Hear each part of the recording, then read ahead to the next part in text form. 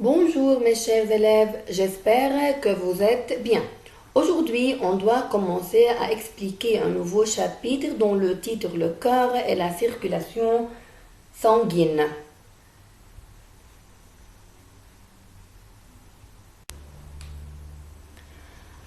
Dans cette activité, on doit indiquer le rôle du sang, on doit annoter les parties du cœur, indiquer leur rôle et parler de l'activité cardiaque. L'activité des organes du corps nécessite des nutriments et de dioxygène qui entrent dans le sang au niveau de l'intestin grêle et des poumons.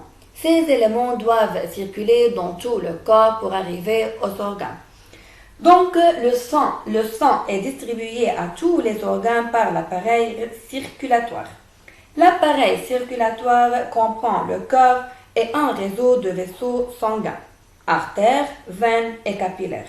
Donc, le rôle du cœur, ou bien le cœur fonctionne comme une pompe assurant la circulation du sang à travers tout l'appareil circulatoire. La distribution du sang à tous les organes est assurée par un réseau extrêmement ramifié de vaisseaux sanguins. Tout d'abord, on doit identifier l'organisation du cœur. Le cœur ressemble à notre maison. Notre maison est formée de 4 chambres.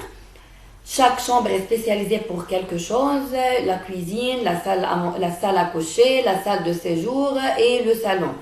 Et dans chaque chambre, il y a une porte qui laisse passer les personnes, laisse entrer et sortir les personnes. De même, le cœur est formé des parties. Tout d'abord, le cœur est un muscle creux nommé myocarde. C'est un muscle cardiaque, complètement cloisonné en 2 parties, le cœur droit et le cœur gauche. Chaque partie comprend 2 cavités, ou bien 2 chambres qui communiquent entre elles, une oreillette et un ventricule. Dans le cœur droit, qui est la partie bleue, est formé d'une oreillette droite et d'un ventricule droit. Entre l'oreillette droite et le ventricule droit, il y a une valvule tricuspide qui empêche le retour du sang du ventricule vers l'oreillette.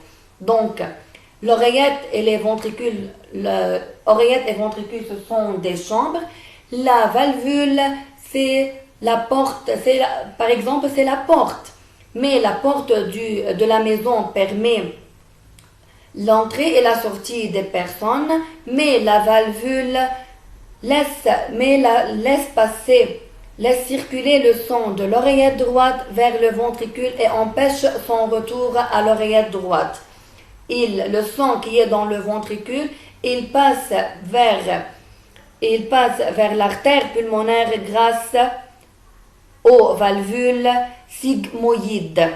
Donc, à la base des artères pulmonaires et aortes, il y a des valvules nommées sigmoïdes. Encore dans la partie bleue, il y a des veines caves inférieures et supérieures. Dans le cœur gauche maintenant, on a une oreillette gauche et un ventricule gauche. Entre eux, il y a une valvule mitrale ou bicuspide. Et à l'oreillette gauche arrivent les 4 veines pulmonaires. Et le ventricule gauche est relié à l'artère aorte. Alors, ce sont les rôles de chaque structure. Je veux les lire. Les artères, l'artère est un vaisseau sanguin qui conduit le sang du cœur vers les organes. L'artère aorte conduit le sang du ventricule gauche vers les organes. L'artère pulmonaire conduit le sang du ventricule droit vers les poumons. La veine est un vaisseau sanguin qui conduit le sang des organes vers le cœur. Les veines caves conduisent le sang des organes vers l'oreillette droite Les veines pulmonaires conduisent le sang des poumons vers l'oreillette gauche. Le myocarde, c'est le muscle cardiaque qui se contracte pour pomper, le myocarde, c'est le muscle cardiaque qui se contracte pour pomper le sang du cœur. La cloison sépare les deux parties, gauche et droite, du cœur.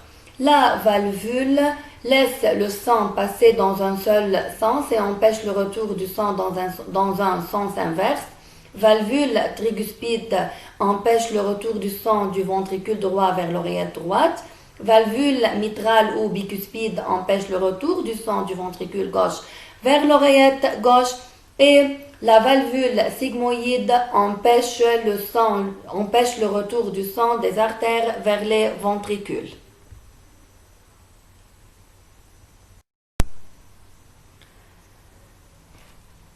Donc maintenant on doit parler de l'activité cardiaque.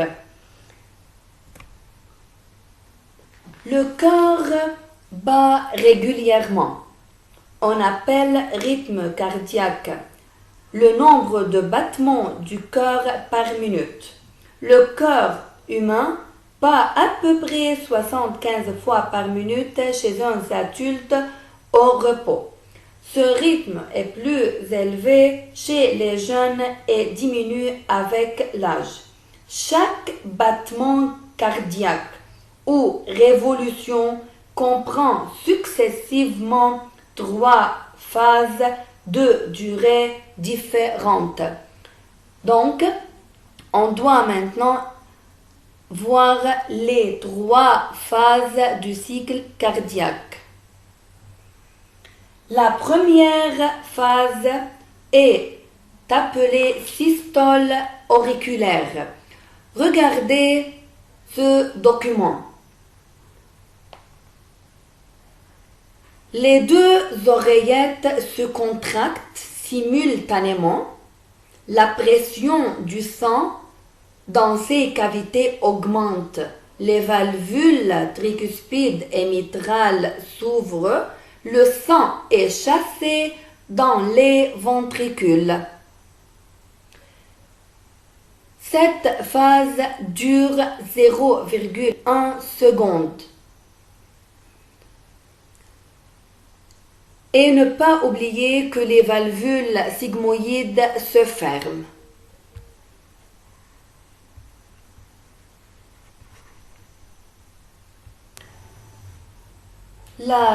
La deuxième phase parle du systole ventriculaire qui dure 0,3 secondes. Dans cette phase, les ventricules se contractent simultanément. La pression du sang dans ces cavités augmente, les valvules sigmoïdes s'ouvrent et les valvules tricuspides et mitrales se ferment. Le sang est propulsé dans les artères ou bien le sang est chassé des ventricules vers les artères. La troisième phase, c'est la diastole générale. Les oreillettes et les ventricules se relâchent, c'est-à-dire sont au repos. Les oreillettes se remplissent du sang. Le sang s'écoule lentement dans les ventricules. Les valvules sigmoïdes se ferment. Les valvules tricuspides et mitrales s'ouvrent. Donc, le cycle cardiaque se fait en 0,4 secondes. C'est-à-dire chaque battement du cœur se fait en 0,8 secondes, pardon, pas 0,4, 0,8 secondes. Donc, à chaque fois que le cœur bat, il joue le rôle d'une pompe qui aspire et refoule le sang dans l'organisme.